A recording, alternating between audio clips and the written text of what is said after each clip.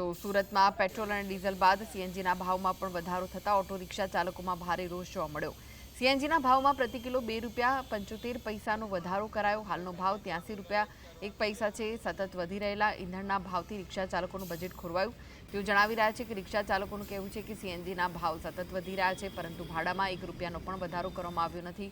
CNG pump પર ચાલકોએ સરકાર સમક્ષ ભાવ ઘટાડવાની માંગ ઉઠાવી। વધતા ખર્ચથી દૈનિક આવક પર સીધી અસર પડી રહી છે। ભાડા આપતા નથી, તકલીફ તો છે જ ને।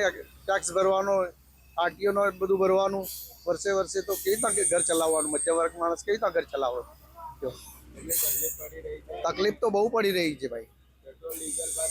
હા, સીએનજી નો ભાવ વધારો છે, મોંઘવારી ગરીબ માણસને મારી નાખે મોંઘવારી।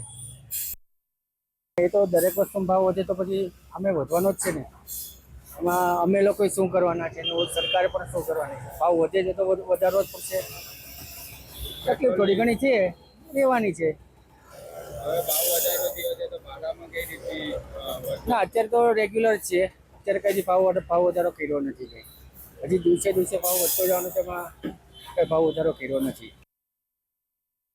એવી જોઈએ કે ભાવ નિયંત્રણમાં રાખે। નાના માણસો આમવું જોઈએ, કોઈ મોટા માણસોને મોટા નહીં કરવાના હોય। જેટલો નાનો માણસ આગળ આવશે એટલો દેશ આગળ આવશે, બાકી તો સબ ઝીરો જ છે।